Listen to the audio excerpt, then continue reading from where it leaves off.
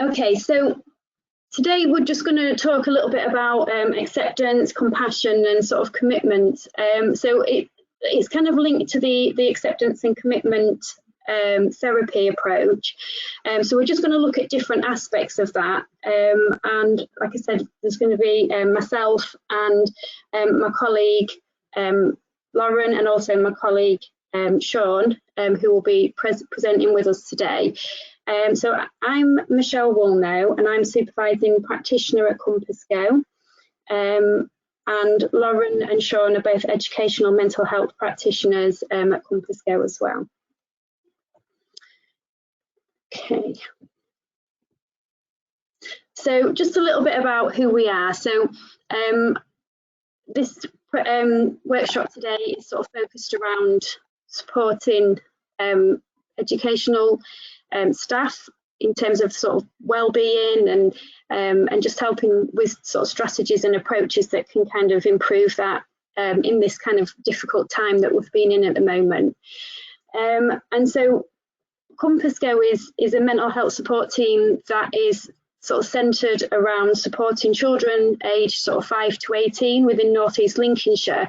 And the way that we do that is through schools as well. So working with schools either by delivering sort of targeted support, such as what's in this list here. So looking at all these range of difficulties that some children and young people might go through. But we also support the schools in delivering and developing a whole school approach. And so this is kind of where we're at, and this is who we are. That's quite brief. But that's kind of what we are. So a bit about this session today. So we're going to sort of we've broken it down into 4 sections.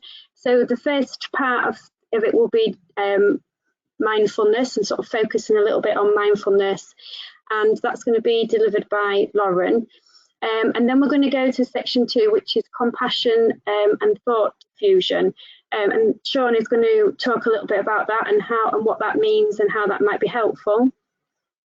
And then we've got section 3, which is values, and just talking a little bit about values and how these are important in our lives. And then commitment, which kind of links to the values as well. So this is just what we call the ACT hexaflex. So this is the acceptance and commitment therapy hexaflex that they kind of talk about. This is a bit more of a fun version, so there is a little bit more of an academic, like boring version, but I quite like this one. And it just gives you the areas of the acceptance and commitment therapy approach. So we've got on here like the acceptance and just learning to accept things sometimes, things that we can't change. Also sort of being in contact with the present moment, sort of fits in with the mindfulness, and also values and committing to action, which is kind of what we're going to be talking about later. You know, just looking at the importance of values and then committing to action around your values, and then also cognitive diffusion or thought diffusion, and sort of being aware a little bit of some of the thoughts and then the negative kind of inner critic that you might have, and how to diffuse that. And then we're not going to go too much into self as context, but it's sort of thinking about yourself as a tree, and it's solid and it's unwavering in all weathers. And so just looking at how, you know, us as human beings can sort of develop that kind of sense of self in terms of like in difficult times, certainly like now as well. So I've just put these on as well, just to sort of really highlight just how much things we're going through at the moment. So we've got the normal capacity cup, which kind of has basically a combination of all different kind of things that would just be going on in our lives in general, that might be overflowing and causing us maybe some sort of sense of feeling overwhelmed or anxious. But then we've also got the coronavirus overwhelm cup. So we've also got these other added pressures and and issues going on in our lives that is sort of adding to the normal capacity cup and creating that real sense of sort of feeling overwhelmed, feeling anxious, exhausted, feeling a bit burnt out. So it's really important that we kind of look after ourselves in this time, just to try and just to be aware and to just give ourselves a bit of a break. I think sometimes, you know, when we are sort of maybe being a bit harsh to ourselves, it's just thinking about these cups and how they kind of, you know, well, there's a lot going on for us at the moment. Okay, so I'm going to pass you over to Lauren now, and then she's going to talk about the acceptance and the contact with present moment aspect of the acceptance and commitment. Yeah, hi everyone, you can hear me okay. Yeah, so I'm going to look at the first part, which is the acceptance. So we're going to look at things that you can and things that you can't control within your life. And then we'll start looking at contact with the present moment. So we'll look at mindfulness. So we're going to start with something called the circle of control. So we're going to go through this in quite a bit of depth. So I don't know how many people will be familiar with this. So what the circle of concern is a big sort of circle of all the things within your life that are of some concern to you. So anything that sort of lies outside of that circle are things that aren't of any concern to you. And then within that is everything within your life. So things, you know, at work, within your family, health, economy, anything like that all fits within that circle. But then within that we have smaller circles as well. So within that circle of concern, there's different aspects of things we can control and some that we can't control as much of.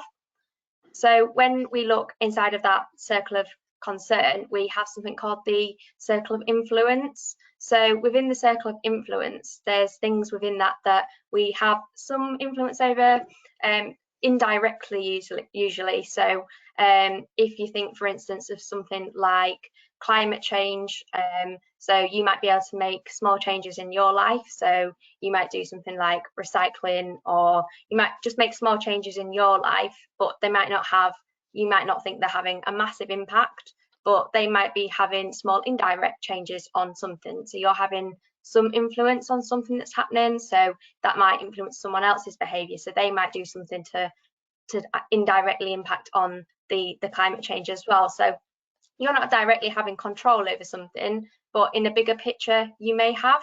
So that's what the circle of influence is. So it's things that you do have a little bit control over, but not fully control. So it's not direct control. But then we have the circle of control. So this is a smaller circle within those two outer circles. And these are things that you directly have control over in your life. So these are usually things that concern you, because we can't usually control things that happen to other people or things outside of us. So these might be things like our behaviour, our thoughts, things that we do. So we're going to have a look in a moment at what an example of this might look like, because everyone's looks completely different. So this is just an example I came up with. So if we look at that whole circle, the concern might be things sort of that are happening in the world. So, you know, what the traffic's like on the way to work, we don't really have any control over that at all. COVID-19, there's lots of different things going on in the world right now that we might not have any control over, but they're some concern to us. The weather, we don't have any control over things like that. But then we're inside of that influence, we might have some influence over what other people do, about where we work, things that we do. But then inside of that control, these are the things that we have the most control over. So I have control over how much I exercise, or what I eat, or different skills that I might learn at work or outside of work, what hobbies I do, those sorts of things. And it's important where we spend most of this control, most of our time. So if you haven't maybe looked at this before, it would be good to maybe go away after this session and have a think about where you are spending most of your time at the minute. So maybe draw one of these out and have a look at, where are you spending most of your time? Do you spend most of it in the concern, or are you spending most of it within the influence and the control sections? And we're going to have a look at why that's important as well over the next few slides.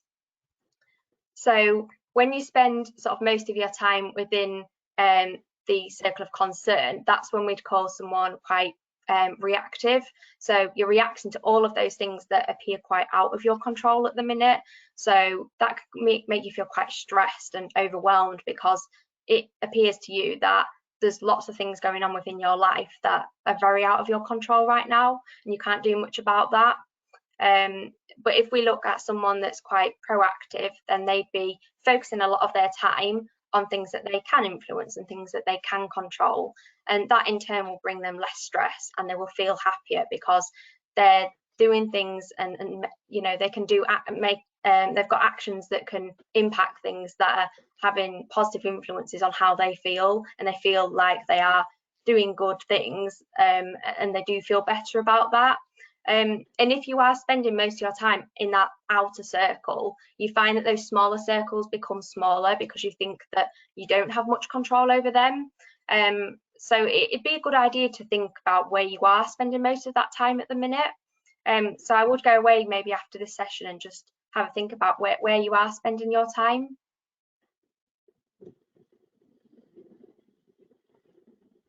So I thought this was just something interesting to put in here. So I found this, and it was just a circle of control in relation to the COVID pandemic at the minute, because I imagine that quite a lot of us are feeling quite out of control. There's lots of things that are going on in the world that do feel like we can't control, with lots of isolation, and we can't go out the house, but there's still things that we can control. So we can control how much time we spend looking at the news and social media. We can control what we do at home in our spare time. We can control our attitude towards what's going on at the moment. So there's things that are within those circles that we can focus our time on, rather than looking at all of those things outside that maybe we don't have as much control over. And if we spend most of the time on those inner circles, that's when we're going to feel much more positive about our well-being. So I hope that sort of nicely sums up a little bit about what the circle of control is. And we're just going to have a look at mindfulness now. So this is about being in contact with the present moment. We spend a lot of our time sort of not being present with the present moment. And when I was sort of looking at this, I found some statistics about how much our mind actually wanders from what we're doing, and it actually came up at 47% of the time that we spend not focusing on something that we're actually doing. So almost half the time we spend not focusing on what we're meant to be doing and wandering off, thinking about other things, which is a lot of time, isn't it, really, not focusing on something that we should be doing. So I'm just going to talk a little bit about why it's important to focus on a task that you are doing right now, rather than sort of daydreaming and getting lost in other thoughts. And this picture is really nice because it talks about, you know, are you mindful or are you being mindful? So, you know, this man's got lots of different things going on in his head, and he might be on a nice walk with his dog, but actually, is he focusing on that walk, or is he thinking about all of those other things, you know, things that happened at work or things he's got to do when he gets home? Whereas that dog is just thinking about how nice and sunny it is outside and how nice the park looks. So it's just about thinking, when was the last time you actually appreciate what's going on right now, rather than what went on yesterday or what's going to happen tomorrow. Did you want to do the bit at the bottom, Lauren? Yeah, we can do that. Yeah, if someone wants to, we can have a look. Actually, I can have a look at the chat. But in the questions rather than the chat. Oh yeah, in the question box. So yeah, if anyone wants to put in the box a time when they felt like they've done something without thinking about it, because we all do things, don't we, without doing something, and we've forgotten that we've done it. We've not sort of been in that present moment. So if anyone wants to put anything in the chat.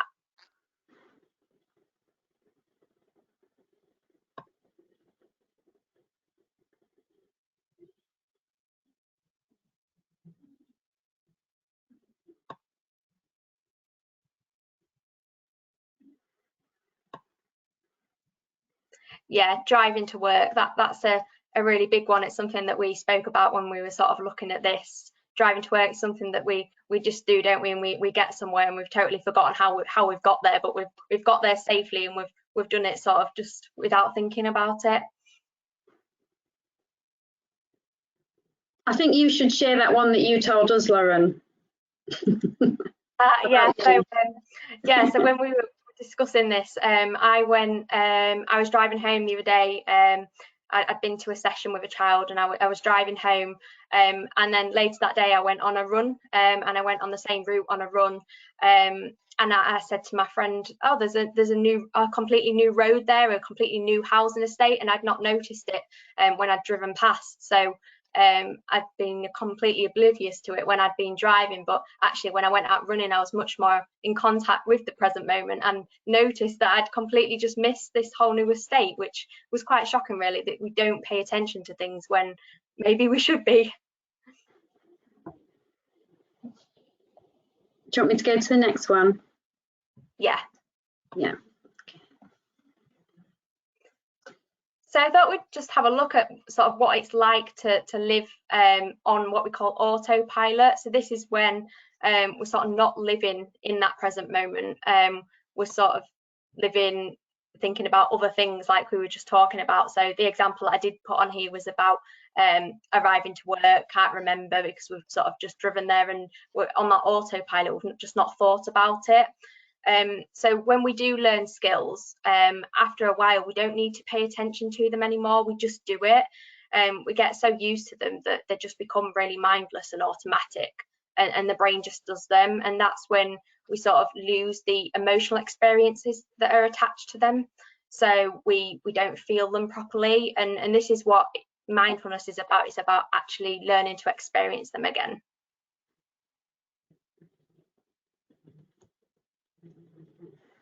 So this is called the triangle of awareness, and it's just about actually paying attention to what is happening in your present moment. So paying attention to your thoughts and your feelings and how your body feels in that moment. So these are things that we just don't think about. So you know, when you are driving or you're brushing your teeth or you're in the shower, you don't think about those things you're doing because it's just part of your normal routine. But actually, if you take a moment to notice those things, you will notice how your body feels, and you'll notice what emotions you have in that moment, and you'll notice your thoughts. And it's about thinking how those things connect together. But the important thing about mindfulness is about just accepting those, not judging them, just accepting them and letting them go, but just recognizing how those things all sort of match together.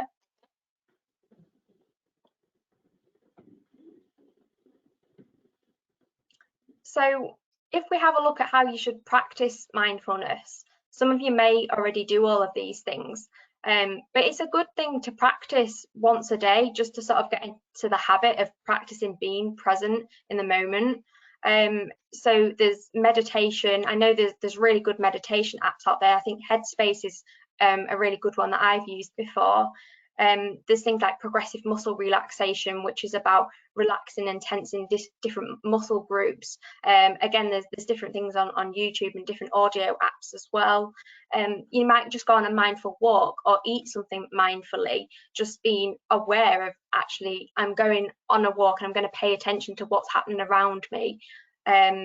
You could do something like yoga or some breathing exercises and pay attention to how your body feels. Or you could do something like an exercise like what we call thoughts on a cloud or leaves on a stream. So this is a metaphor, what we'd call, and it's a little bit like imagining your thoughts. For the one that leaves floating down a stream, it's imagining that your thoughts are on these leaves and you don't have any control over how fast or slow the stream is going. You can't make it go quicker or slower.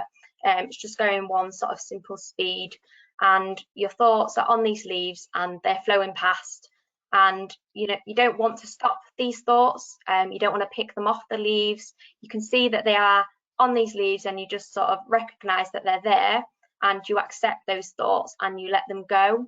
You're not sort of picking them off, trying to get lost within those different leaves. You just want to sort of let them go. And that's what mindfulness is. It's about recognizing how you feel and what those thoughts are, but not getting lost within those different thoughts. So it's just a nice way of being mindful and recognizing those different thoughts, but not getting lost within all of those different ones. So if we have a look back at that same model, and we start to sort of become opposite to being in that autopilot. We add in that triangle of awareness, and we start to reflect on what it's like to recognize all of our emotions and our feelings and how our body feels in that moment. We actually have a much nicer experience. We start to accept our thoughts. We become more, we experience things in a new way. So we are much more in contact with how we're feeling right now. And like it says at the bottom, we start to think different things. We'll feel, we sense how we're feeling right now. So it's important that we do this regularly, so we're not just sort of getting lost within all of the things that we're doing within our day, that we are spending time to be present right now. Okay, thank you, Lauren. So I'm just thinking, is there any questions or anything that anybody wants to sort of ask Lauren, or anything on the mindfulness part of this? No worries if you don't. I can't see, so I can't see the little box to know if anybody's putting anything in there. So you can keep an eye on the chat as well. Okay, so the next section is compassion and thought diffusion. So I'm going to pass you over to Sean, and Sean's going to sort of go through some of the things that are involved in this area. Thank you. The thing with compassion, it's one of those words that we all kind of like throw around. We all kind of use it. We all kind of like say it to each other, but it's one of them things that we very rarely use on ourselves. And what I'm going to speak about today is a bit about learning how to turn that word into something that means something, and something that we actually make use of for ourselves. Just a little picture there. I like picking little pictures, but this is the model that we base it off. It's basically, it's got three concepts: learning about self-kindness, recognizing your common humanity, and mindfulness. We've gone over mindfulness, so I won't go over that again. But it's lots and lots of research has gone in this to unlock the door to try and find a happy life. It's not that simple, as you're all aware, but there's lots of aspects to it. The first kind of most important thing about compassion is understanding what compassion is, really. The word itself means to suffer with. You know, to be able to have compassion, you need to be able to see that someone else is suffering.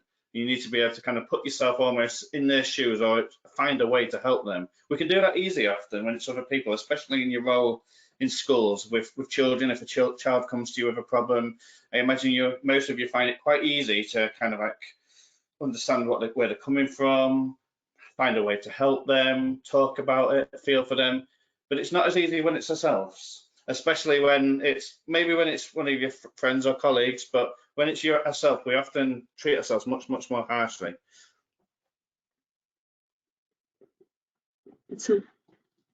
The old saying, and you've heard this a million times before, you can't pour from an empty cup. No matter how good you are, you know, we all have our limits. We all have to kind of make sure that we empty that cup and take care of ourselves. Otherwise, you're no use to anyone. You're no use to yourself or to anyone else when that cup overfills. So it's always important to remember that you've got to look after yourself just as much as you look after other people. This is about the self-compassion. The problem with self-compassion, as I said earlier on, it's quite easy to spot when someone else needs help, but it's quite hard to spot when yourself needs help. We have what's called a self-critical voice, and it's that little voice that you'll have all heard it, probably today for some of you, at least kind of recently for most of us, little voice in the back of your head telling you that, you know, it's you that's the problem. You know, why are you feeling this way? You know, get up, just do it. And it's this little voice that sometimes confuses us. It tricks us almost into thinking that we're worthless, we're not worth it, we're not as good as the people around us, when it looks like they're coping and we're not. And the problem is you can't have compassion without being able to have self-compassion. You have to understand that we're all human. We was all made in the same way. Humans are not made to be perfect. We make mistakes by nature. It's how we learn.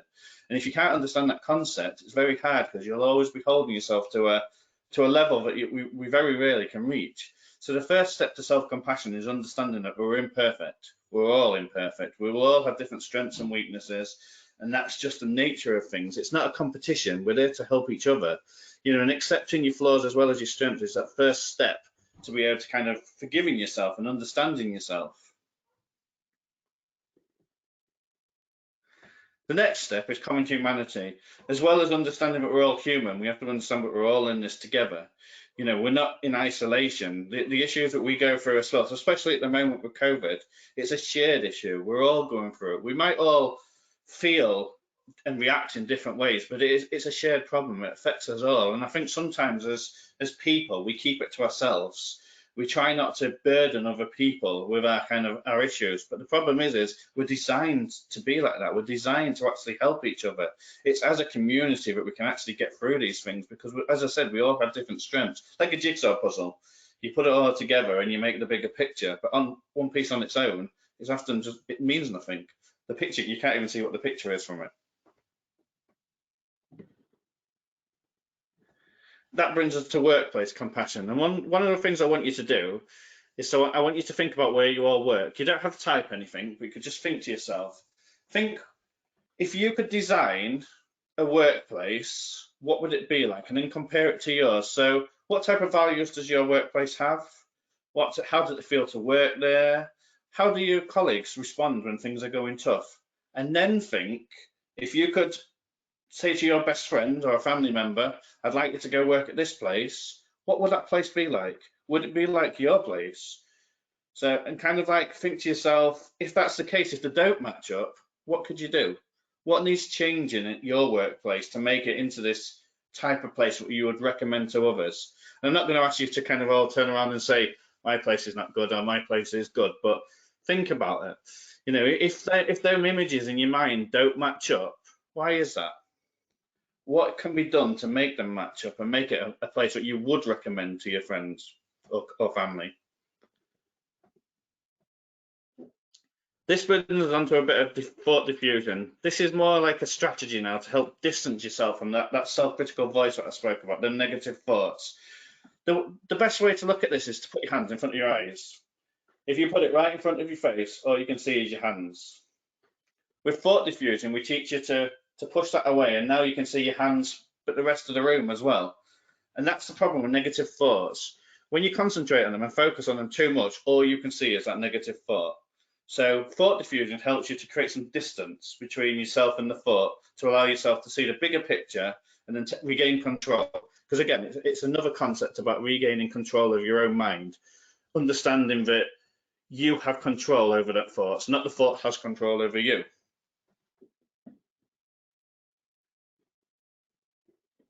I just put another little picture here because I like this. I like the concept of the balloons and understanding that if you hold on to things too long, they just weigh you down. But like a balloon, you can let them go. Your worries, your regrets. You know, we used to, I don't think you can do it much anymore, but we used to use techniques with balloons where if you felt like you had a worry, you could write it on the balloon and let it go. But due to a lot of environmental kind of risks nowadays, we don't condone letting balloons off into the sky. But there's lots of other kind of little methods you can do, like popping the balloon inside the house. Another way to look at thought diffusion, and this is different for everybody because everybody finds different strategies that kind of work best for them, is to find a little analogy that works well in your head. I've picked two here, but there's millions more if you want to research or look into your own. The first one is like the boss bully. When you have this negative thought that pops into your head, it might be telling you you're worthless. It might be telling you you can't do this. Treat them words like a bully on the playground, you know, and challenge them thoughts. You can even, as it says in there, you can even get colourful with your language, swear at it, get angry with it. Whatever you need to do to be able to take a step back and understand that them thoughts are not you. They're just thoughts. They're just in your head. We all have them. We all have automatic negative thoughts or just self-critical thoughts. Everybody alive has those type of things, but they don't have to control you. Don't let them define you. Stand up to them and tell them, take back control. The second one is like having a car radio. We've all been in a car before where we can't choose what radio channel's on. And sometimes it'll be music we really don't like. We'll just be sit there, but we learn to tolerate it. And it's the same concept. If this radio channel was your life and your anxieties and this negative thoughts in your head, it's always going to be there, but you don't let it control you. You learn to just ignore it, let it play in the background and carry on with your life as it is. Don't give it that control. The more distance you can take from yourself and them thoughts, the more power and control you will have over it. And again, I ended mine with another little picture. Be an encourager. There's plenty of critics around you. You know, be a person to change things. It all starts with us. The first little step is always within ourselves. Okay, thank you, Sean. Okay, so what I'm going to do is just move on to values and just talk a little bit about values. So just really sort of kind of what are values? So just thinking about values, the kind of things that matter to us most. And we've all got our own values, whether we're aware of that or not. And they're sort of incorporated into sort of the beliefs and the actions and the ideals and the things that are really quite the most important to us. So just looking at the tree on here, we've got 3 types of values on here that are contribution, caring and connection. And if you look within each of the branches, there's several other values that are connected to that core value of contribution, which is kindness and freedom, power and tradition and challenge. And caring is sort of friendships, family, health, compassion. So we've got sort of some set values that we kind of identify, and then we'll usually have some sub-values within that, which we'll look at in a little bit. So it's just about sort of thinking about our personal values and what they are, and thinking about, you know, how they motivate us and drive us to sort of make decisions in our life. And they also kind of determine how we interact with other people as well.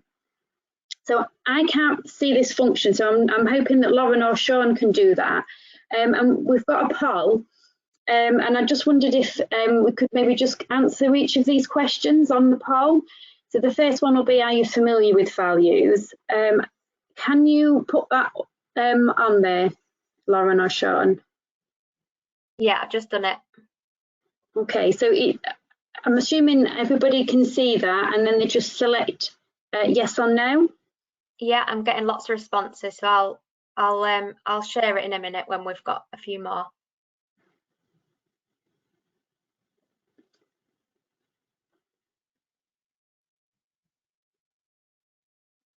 Can you see it, Michelle? No, I can see, all I can see is my screen, unfortunately. Okay, I'll tell you the results in a minute then.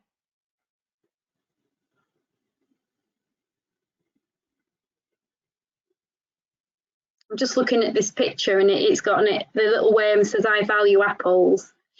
The flowers say, I value bees, and then the bees are saying, shucks guys, I value you too, which is quite nice. But it just sort of highlights how different, you know, obviously we're not really focusing on worms as such, but how everybody's values will be different depending on what's going on in their lives. So we've got 67% said yes, they know about life values, and 33% said no. Okay. So yeah, I think it's interesting. You know, I think I kind of expected that there would be some that maybe are not so familiar, and so just sort of thinking about that. So obviously the ones that aren't familiar with values probably will give this one a no. But it's just saying, do you know what values you hold? So it's okay knowing what values are, but do you actually really know what values you hold?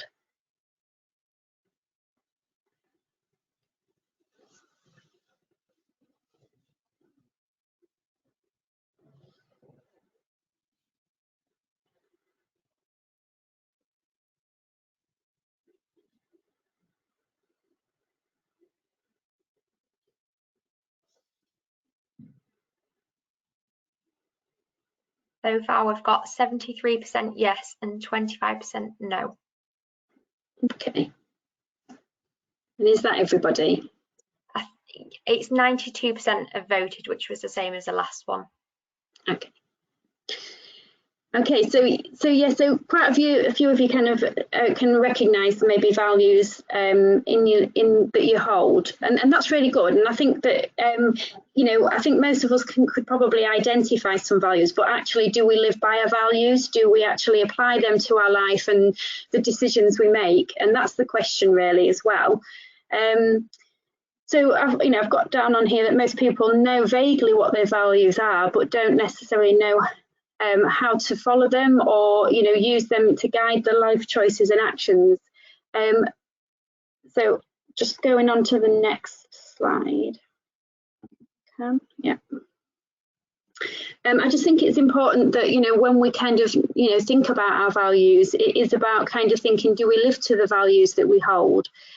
Because one of the things about not living to the values that we hold is that it can cause us a sense of discomfort and distress if we don't follow these values, or if we violate our values in some way.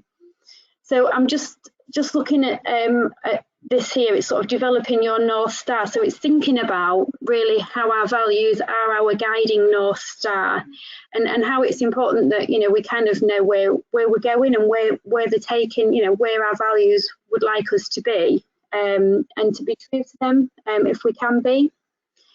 So sort of knowing and applying your values help you to be mentally stronger, and they help us by helping us to make decisions in our life.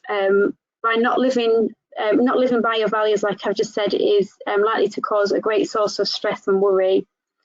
And if you don't live by your values, then you're at risk of living by someone else. You could be at risk of living in someone else's values. And I think that's a good one to think about sometimes, is that, you know, when you sort of getting through every day or every week, you know, in life, you know, whose values are you living by? Are you living by your own, or are you kind of guided a little bit by your partner's ones? And there's nothing wrong with kind of sharing your own values and having a bit of give and take, but then, you know, how proportioned is that? And then also knowing your values enables you to live your life to the fullest, and it enables you to be better at prioritising what is most important to you in your life. Okay. So this is an activity, and I have got the sheets that I can send out to everybody, but it's a really nice one to do, that kind of really does bring home the values that you hold and the meaning about them as well. So, you know, I've done this activity and I found it really insightful and really helpful in guiding my sort of thinking and thinking about what's important to me, and how that might be that you know, if I'm not living to my values, and how that can make me feel. So for me, so the exercise looks at you've got all these different types of values, and obviously there's more than that, but these have just clustered quite a few of these together, and you kind of go through the list and you select the ones that you feel are most appropriate to you and how you relate to them ones. And then when you go to step 2, you kind of cluster those into, you can either do 4 or 5 different areas. So for instance, on this example, acceptance, compassion, kindness, love has all been clustered together. And I think if you think about the tree that I just had there, you had your core branches and then you had your sub values. So you can kind of cluster all these sort of values into your different branches, and then you usually just select one out of each of these sort of clusters that kind of embraces all of the other values within that area, and that's sort of funneling your way down to find what your core values are. So for this example, it's freedom, making a difference, mindfulness, well-being and happiness. I think for me, one of the things that I sort of found was reliability, and also being healthy and family were sort of key ones for me. And I think just thinking about that, you know, when you're really busy and there's so much things going on, you know, your values might be family and spending family time, and actually you might be kind of violating some of those that value because you may be too busy and you just, you know, you're always putting, you know, kind of family time on the back burner, or you're not quite doing that, and then that makes it feel really uncomfortable, and, you know, when you don't feel as though you know, it might be quite distressing or upsetting that what, you know, that you're not fitting with that value. Another one for me again is sort of being reliable, you know, and I think sometimes when we're juggling so many things in life, sometimes it's hard to be reliable, and so just sort of being aware that if you kind of putting too many eggs in too many baskets and you may be trying to be helpful to everybody, you know, just thinking about, you know, how how realistic that is in terms of fitting in with your reliability value. So that's just sort of a couple of ideas, but it is important to sort of kind of be aware of what your values are, and when you do feel uncomfortable in your life about certain things that's happening, just thinking and taking that step back and thinking, am I sort of being true to my value, and how can I be? So this is just an exercise, or it's something that I can send this out, and it's just something that you can do in terms of just really writing. So once you've identified the values that from them lists, you can write them in the flag, and then in the mountains just write down the things that you can do to live up to them values. So if it was, for instance, being one of the things could be that you like to be reliable, and you like people to see you as reliable, and you value other people being reliable for you. So that's quite a important value for you. Then it would be sort of, let's say, just writing in the mountain, kind of what could you do to sort of help lift to that value. And it might be that you maybe be a bit more realistic with the things that you promise to people, or that you say that you'll do. It might be being a bit more organized and just creating some lists, or having a calendar up, and so you kind of fitting in with, so you're allowing yourself to fit in with that value, rather than kind of feeling as though things are out of control and then you're feeling like not great in yourself. Okay, and then we're going to lead on to just commitment. So this kind of fits in with the values really, and just so obviously being aware of your values is really good, and trying to sort of get that understanding about that. And then once you've kind of done that, and you've put your little values in the flags, and you've kind of put some sort of activities or some things that you could do to fit with that value, things that you're not necessarily doing at the moment, it's then really important that you commit to that. Because obviously we can all sort of make plans that, oh yes, I'm going to do this, and I'll do that tomorrow, and things like that, and then they never happen. And so it just keeps that vicious cycle going if you're kind of feeling that things are out of control. So really committing to these actions that you kind of feel are important that fit with the value is really important.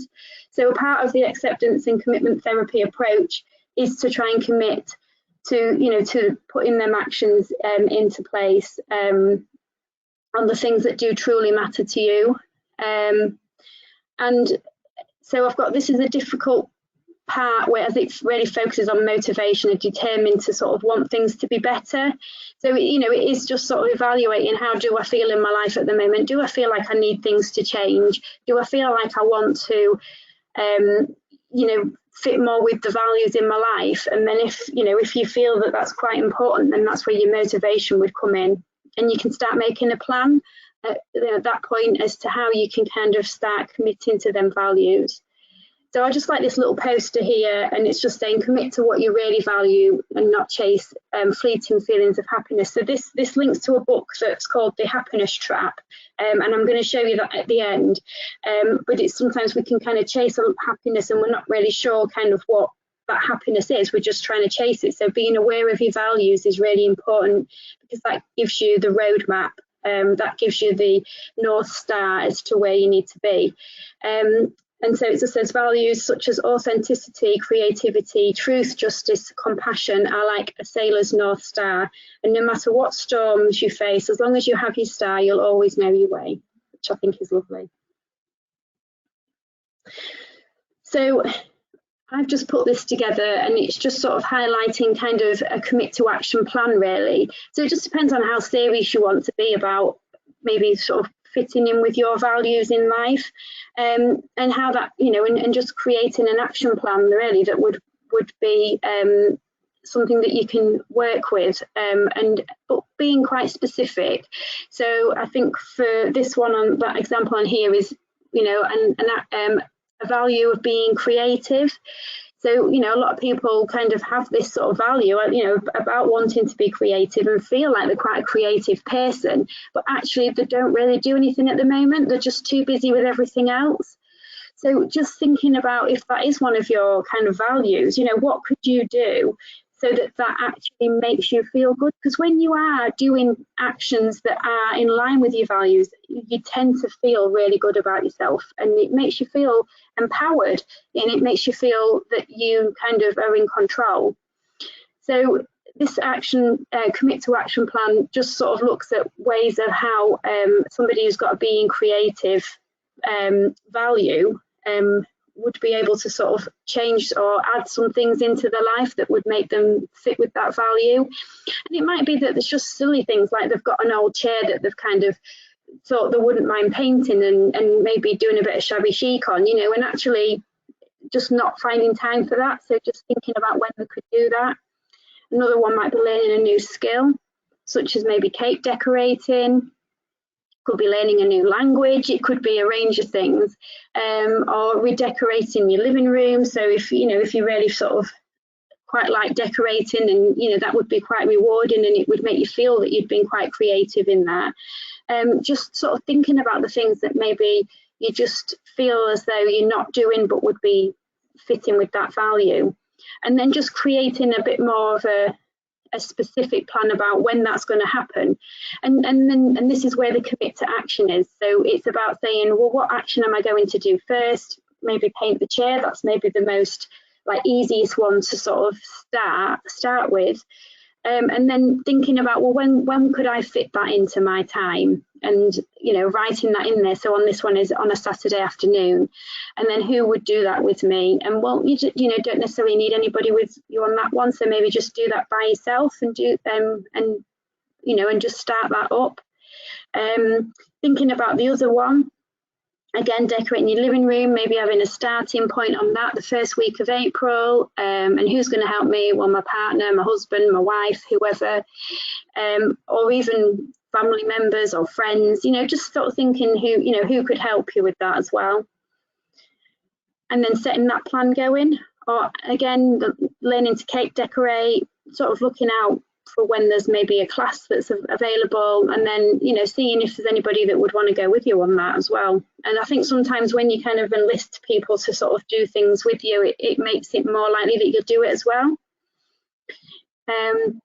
And also, I think sometimes when you're trying to create some new habits or some new things in your life, trying to sort of link them to things that you're already doing as well can be helpful. So just, but most of all, it's just committing to that action. So if you really do feel that there's some values that you're not fitting in with in your life, just using a commit to action plan and sort of thinking about the things that you could do to fit in with that. And, if it was a family one, it would be maybe, going out for bike rides, or it might be, playing some board games or having a movie night, and it might be that you could put those in there. So it's just about thinking about what your values are.